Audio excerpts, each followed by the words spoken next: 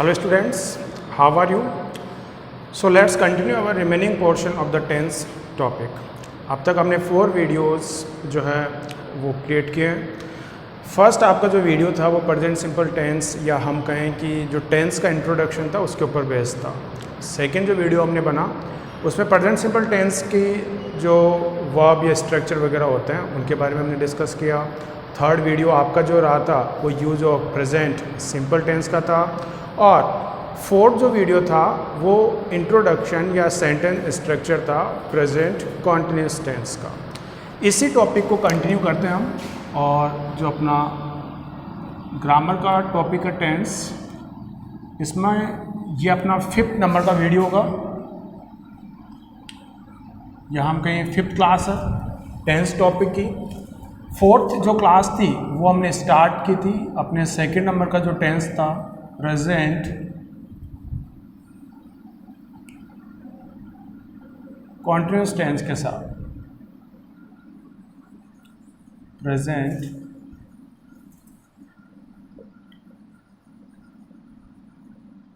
Continuous tense के साथ हमने 4th जो अपनी क्लास थी टेंस की वो स्टार्ट की थी, जिसमें हम बात कर चुके थे इस टेंस के स्ट्रक्चर की. कौन से इसमें वर्ब का यूज होगा, जो भी वर्ब यूज होगी हेल्पिंग वर्ब या मेन वर्ब, वो कौन से सब्जेक्ट के साथ कौन सी वर्ब यूज होगी, ये हमने डिस्कस किया था 4th वीडियो के अंदर. तो अगर अभी तक आपने वो वीडियो नहीं देखा है कि प्रेजेंट कॉन्टेक्स्ट में कौन सी वर्ब का यूज होगा, हेल्पिंग वर्ब कौन सी, मेन वर्ब कौन सी, तो उस वीडियो को आप वॉच करने के बाद ही इस 5th नंबर की वीडियो को आप स्टार्ट करिएगा. ये जो अपना वीडियो 5th नंबर का, इसमें हम बात करेंगे use of this tense. Use of this tense. देखिए ये जो टेंस है ये प्रेजेंट सिंपल के कंपेयर में बहुत ज़्यादा इजी है. ये जो टेंस है इसका हम मोस्टली कन्वर्सेशन में भी यूज करते हैं. और ये जो टेंस है ये इजीली अंडरस्टेबल है. इजीली अंडरस्टेबल क्या है? क्योंकि इसमें जनरली उन एक्शंस की बात की जाती है जो at the time of speaking continue हो. अब eight the time of speaking अगर कुछ भी कंटिन्यू है तो उसका सेंटेंस बनाना थोड़ा इजी होता है, क्योंकि जो कुछ हो रहा होता है वो इन फ्रंट ऑफ अस, मतलब हमारे आंखों के सामने ही रनिंग होता है या कंटिन्यू फॉर्म में वो रहता है. तो इसमें जो यूज़ हम देखेंगे इस टेंस का वो ये यूज होगा टू एक्सप्रेस. देखिए टू एक्सप्रेस ये क्या एक्सप्रेस करेगा? उस एक्शन को, an action, to express an action which is continue at the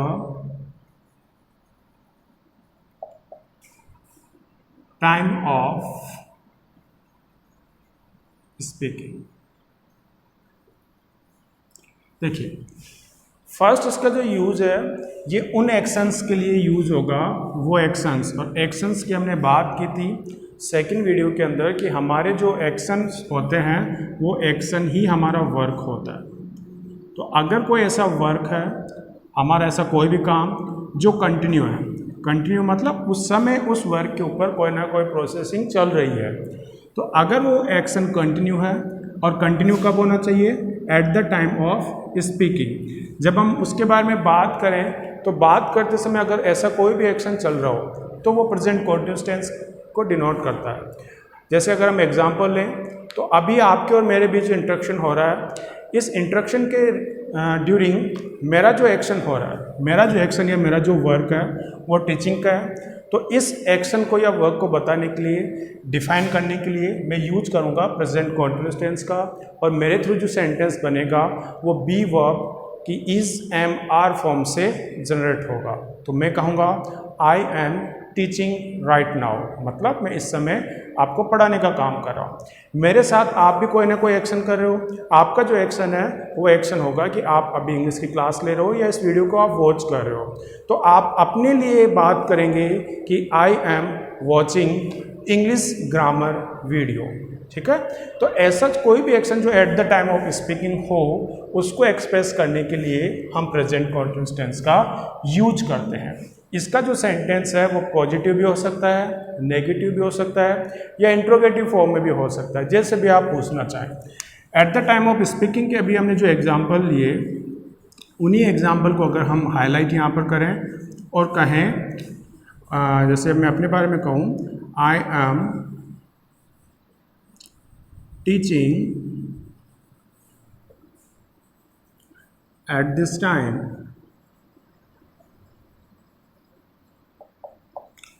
ठीक है। और अगर आपके बारे में बात की जाए कि आप क्या कर रहे हैं, you are taking English grammar class.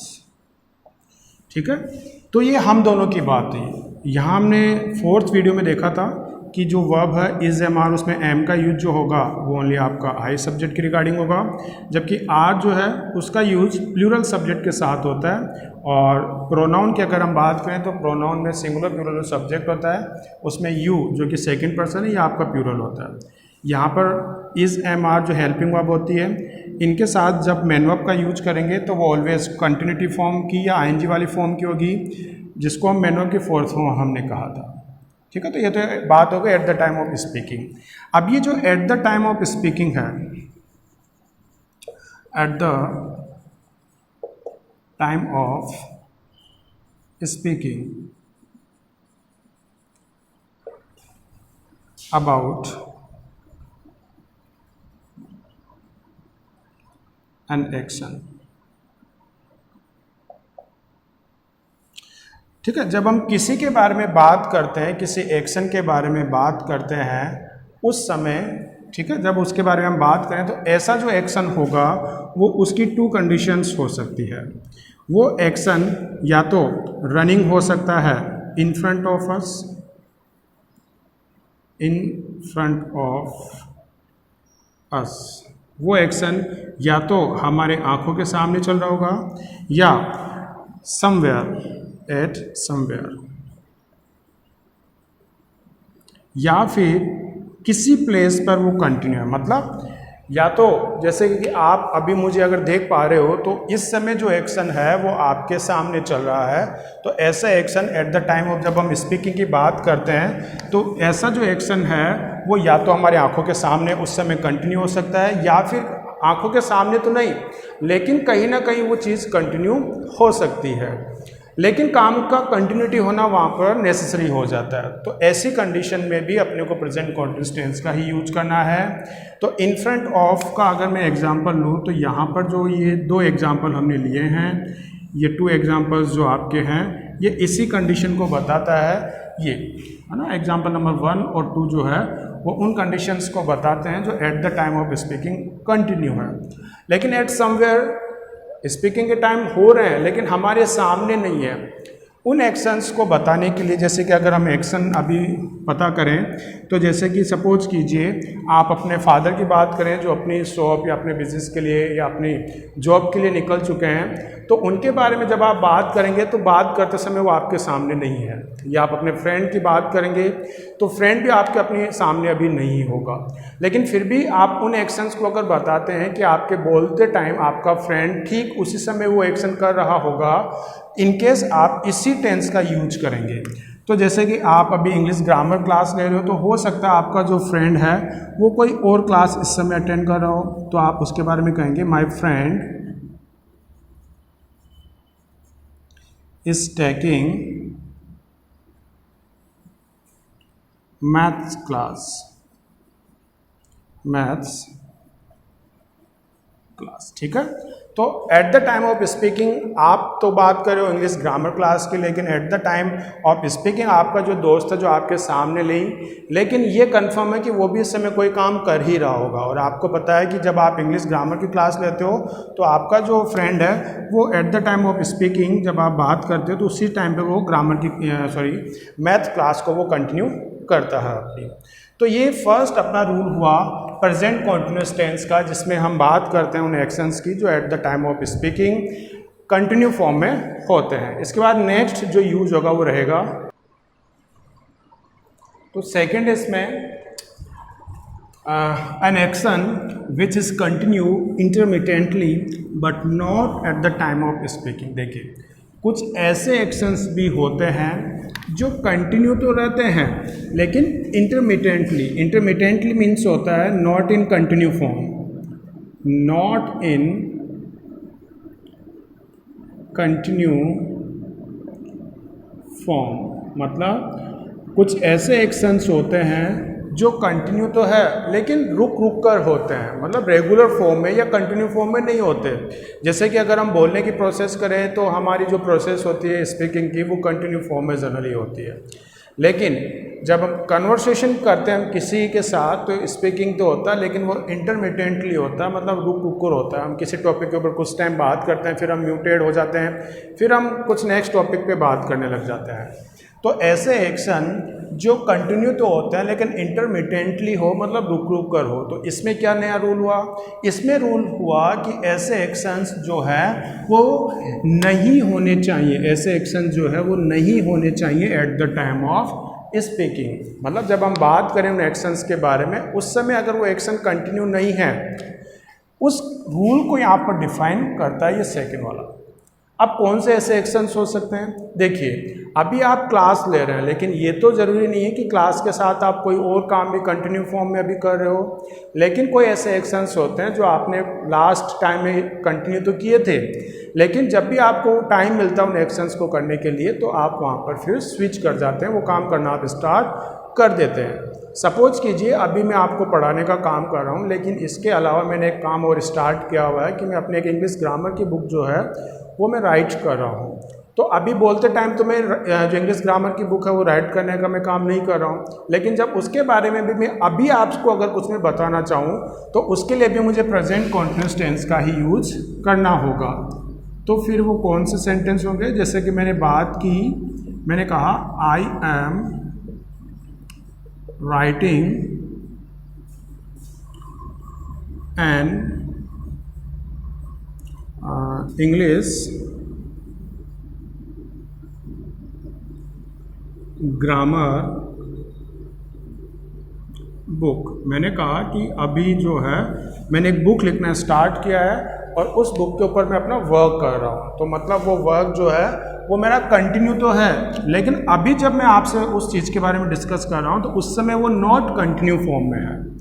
तो उसके बारे में जब हम बात करते हैं तो वो भी कंटिन्यू जो प्रेजेंट कॉन्टिन्यूस टेंस होता है उसी के ऊपर वो बेस्ड होता है। सेकंड अगर आपकी मैं बात करूं, हो सकता है कुछ बच्चे जैसे कि अभी समर चल रहे हैं तो लॉकडाउन की वजह से अभी स्विमिंग पूल्स वगैरह तो ओपन नहीं है, लेकिन लास्ट जो भी वैकेशंस आते हैं तो जनरली उसमें हम कोई ना कोई हमारे जो हैबिट के रिगार्डिंग कोर्सेज होते हैं वो हम करना स्टार्ट कर देते हैं, वोकेशनल कोर्सेज जिनको हम बोल सकते हैं। तो हो सकता है कुछ बच्चों ने लास्ट जो समर वेकेशंस रही होगी लॉकडाउन से पहले वाली, उनमें स्विमिंग जो थी वो सीखी होगी।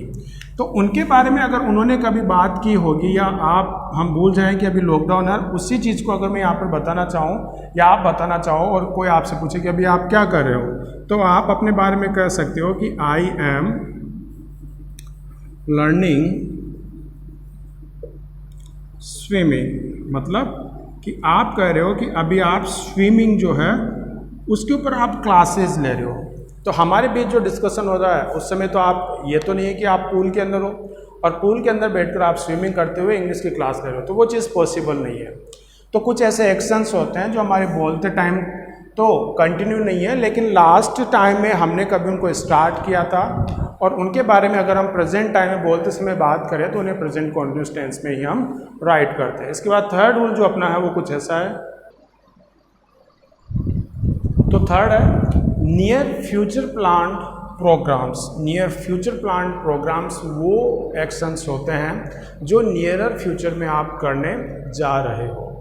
एक प्रेजेंट सिंपल टेंस में भी कुछ हमने ऐसा ही जो यूज़ है वो देखा था, और जहाँ पर हमने कहा था कि फ्यूचर में अगर कोई प्लान्ड प्रोग्राम हो और उनके होने की पॉसिबिलिटी अगर 100% हो कौन से एक्शंस जो फ्यूचर में होने वाले हैं लेकिन होने की पॉसिबिलिटी उनकी 100% है, उन एक्शंस के लिए हम प्रेजेंट सिंपल टेंस का यूज करते हैं। लेकिन अगर वही एक्शंस प्लान तो है, फ्यूचर में भी है, लेकिन जब नियरर फ्यूचर की बात हो जाए इन केस, फिर हम बात करते हैं प्रेजेंट कॉन्टिन्यूस टेंस की।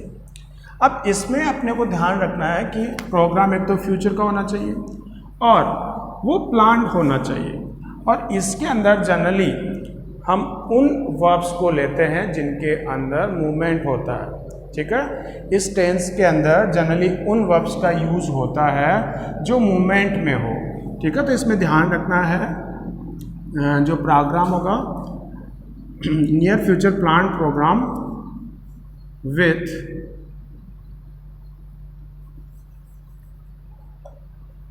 verbs which show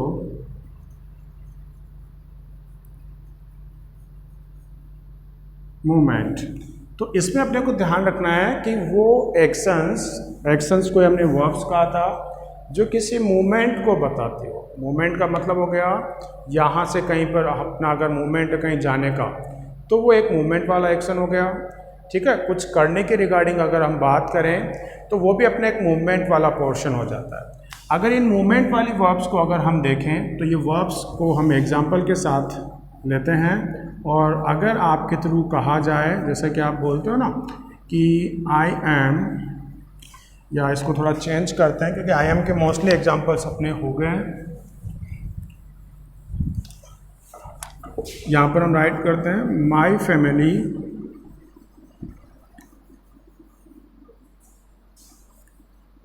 is going on holidays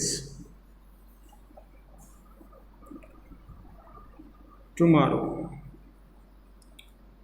ठीक है, ये एक एक्शन हो गया। अब आप कहेंगे कि सर ये जो टुमारो वाला वर्ड है ये तो हमने जब फिक्स्ड जो प्लान्स थे या प्रोग्राम्स थे उनके अंदर भी हमने डिस्कस किया था प्रेजेंट सिंपल टेंस के अंदर, तो हम कैसे आइडेंटिफाई करेंगे कि ये प्रेजेंट सिंपल के साथ बनेगा या फिर प्रेजेंट कॉन्टिन्यूस टेंस के साथ बनेगा। तो डिफरेंस केवल इतना है कि इसमें आपका जो प्रोग्राम है वो नियरर फ्यूचर का होना चाहिए। प्लान फिक्स तो होगा, लेकिन अगर वो नियरर फ्यूचर है, नियरर फ्यूचर मतलब अब के बाद हो सकता है next second, next minute, next hour या नेक्स्ट डे तक अगर हम बात करें, तो ऐसा जो एक्शंस होगा वो प्लान फ्यूचर एक्शंस तो होगा लेकिन नियरर फ्यूचर को वो डिफाइन करेगा। इसके अलावा अगर एक सेकेंड एग्जाम्पल हम लें और अगर मैं इंट्रोगेटिव फॉर्म में आपसे पूछूं what are you doing tonight, what are you doing tonight?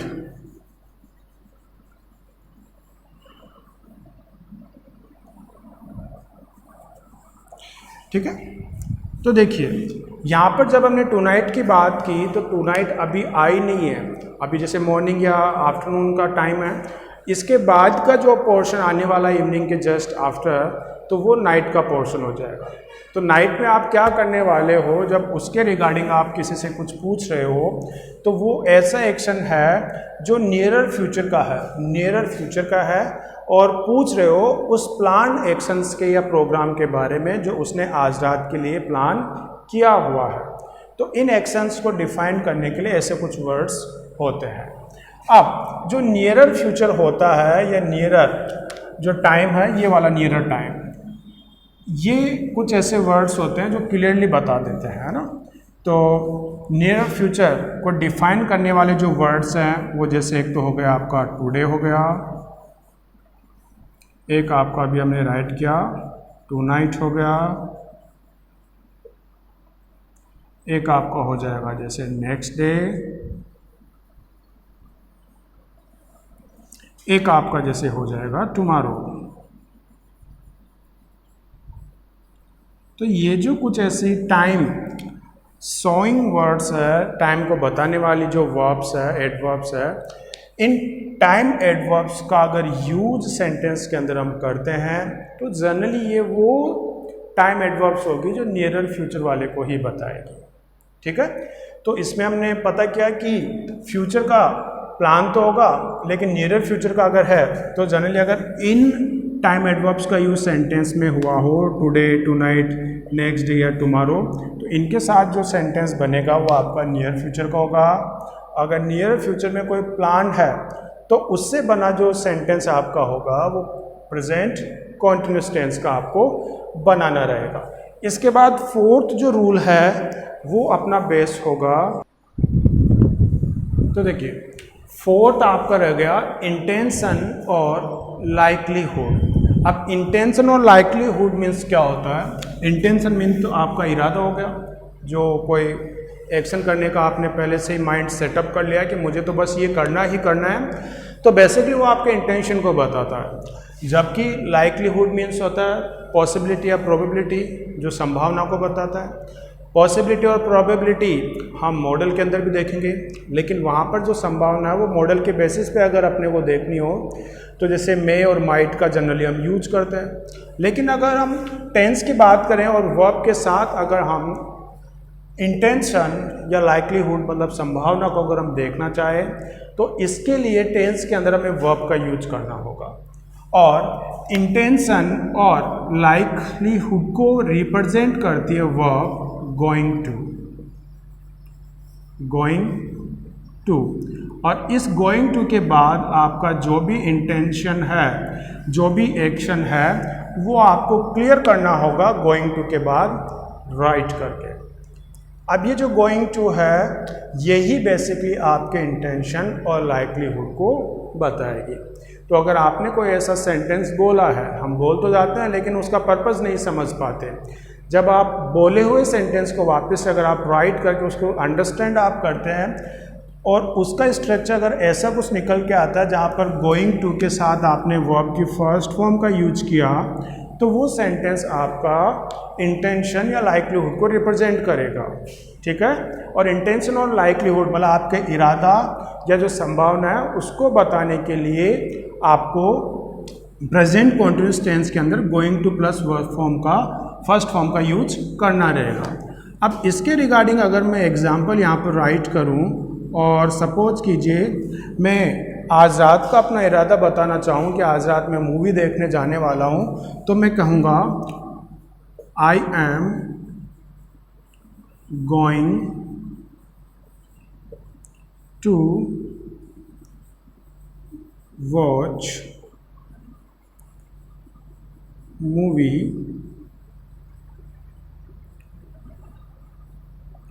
Tonight. मतलब मैं आज रात मूवी देखने जाने वाला हूँ, तो मैंने अपना क्या बताया? इंटेंशन बता दिया। इसके अलावा अगर इंटेंशन नहीं है तो यहाँ पर अगर मैंने टुनाइट वर्ड यूज कर दिया तो ये नियरर फ्यूचर का एक जो प्लान प्रोग्राम है वो भी रिप्रेजेंट करता है। ठीक है, लेकिन जनरली इंटेंशन के लिए हम गोइंग टू वर्ब का यूज करेंगे। अब सपोज कीजिए इसको थोड़ा मैं और इंटेंशन के रिगार्डिंग अगर मैं बताना चाहूँ तो मैं बात करूँ जैसे he is going to die. It means यहाँ पर मैंने किसी नियरर फ्यूचर का जो प्लान प्रोग्राम उसके रिगार्डिंग कोई टाइम एडवर्ब का यूज़ नहीं किया। मैंने जो लाइकलीहुड या इंटेंशन वाला जो स्ट्रक्चर था गोइंग टू प्लस या with man verb first form, ये स्ट्रक्चर मैंने डेवलप किया। तो ऐसा जो स्ट्रक्चर जब मैंने डेवलप किया तो कुछ सेंटेंस ये था मेरा, he is going to die, मतलब वो कुछ समय बाद मरने वाला है, मतलब संभावना है कि उसकी जो मृत्यु है वो कुछ टाइम के बाद जरूर हो ही जाएगी। तो ऐसे एक्शंस को हम इंटेंशन या लाइकलीहुड वाले सेंटेंस बोलेंगे। इसके बाद अपना नेक्स्ट जो यूज होगा इस टेंस का वो है, तो अगर ये कुछ ऐसी टाइम एडवर्ब्स है उनका यूज़ अगर आप करते हैं अपने सेंटेंस में तो उनके साथ जो सेंटेंस बनेगा वो प्रेजेंट कॉन्टिन्यूस टेंस का ही होगा। कौन कौन से टाइम एडवर्ब वो होगी? तो देखिए कुछ टाइम एडवर्ब्स जो है वो यहाँ पर मैं राइट करता हूँ। अगर उनका यूज आप देखते हो किसी सेंटेंस के अंदर और आपसे कहा जाए कि उस सेंटेंस के अंदर आप वर्ब का यूज कीजिए तो उन टाइम एडवर्ब्स को आप अच्छे से देखकर समझकर आपको प्रेजेंट कॉन्टिन्यूअस टेंस का ही यूज करना रहेगा। वो कौन कौन सी हो गई? अगर आप बात करते हैं जैसे कोई टाइम एडवर्ब की और टाइम एडवर्ब हो दीज डेज, तो ये आपका प्रेजेंट कॉन्टिन्यूअस टेंस को बताने वाला टाइम एडवर्ब होगा। अगर आप यूज करते हैं नाउ या फिर सेंटेंस बना हो राइट नाउ से, तो ये भी आपका प्रेजेंट कॉन्टिन्यूअस टेंस को ही बनाएगा। ठीक है, तो राइट नाउ को मैं हटा देता हूँ, तो नाउ को ही आप देख लेना, क्योंकि राइट नाउ जो वर्ड है वो जनरली इंपरेटिव सेंटेंस के अंदर चला जाएगा। ठीक है, तो अगर नाउ आ रहा है तो नाउ को आप देख लेना। इसके बाद नेक्स्ट जो है वो स्टिल है। इसके बाद अगर मैं बात करूं तो एट दिस टाइम हो गया, एट दिस टाइम। अगर मैं बात करूं एट दिस मोमेंट,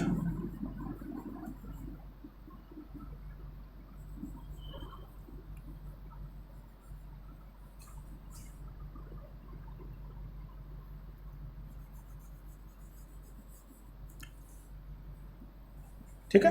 तो ये जो टाइम एडवर्ब्स है, ये टाइम एडवर्ब्स आपको बताएगी प्रेजेंट कॉन्टिन्यूअस टेंस को। तो इनका यूज़ अगर आप सेंटेंस में देखते हैं तो वो सेंटेंस आपका रहेगा प्रेजेंट कॉन्टिन्यूअस से जुड़ा हुआ। अगर इसके कुछ एग्जांपल्स ले हम, तो कुछ एग्जांपल्स ये रहेंगे आपका। तो देखिए, फर्स्ट एग्जांपल हम लेते हैं।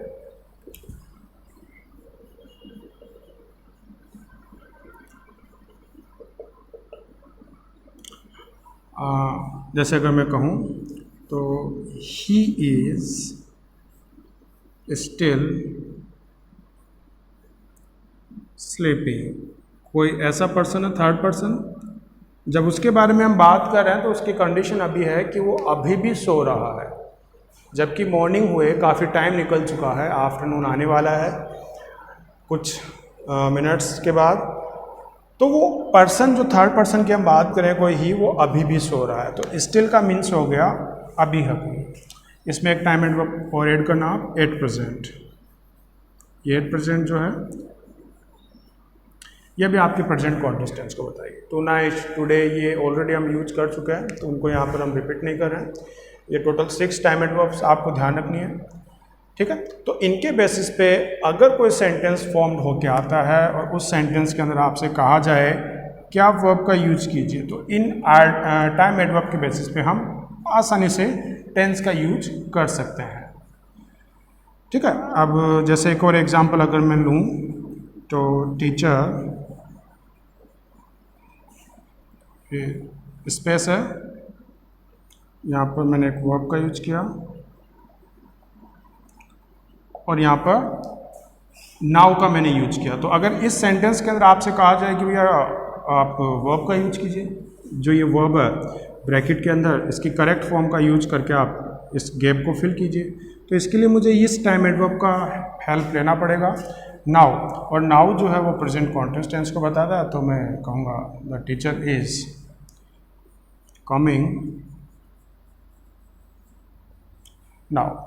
और ऐसे में इस सेंटेंस के अंदर जो करेक्ट फॉर्म ऑफ वर्ब है उसका मैं यूज करूँगा। तो ये टोटल 5 यूजेज हैं प्रेजेंट कॉन्टिन्यूअस टेंस का, जिनको आपको यूज करना रहेगा। इसके अलावा कुछ ऐसी कंडीशंस भी होती है जिनमें ऐसी टाइम एडवर्ब्स तो होगी या नहीं भी हो सकती, लेकिन उन वर्ब्स के होने के बेसिस पर उन वर्ब्स के साथ हम प्रेजेंट कॉन्टिन्यूअस टेंस का यूज़ नहीं कर पाएंगे। तो इनके बारे में भी हम डिस्कस करेंगे।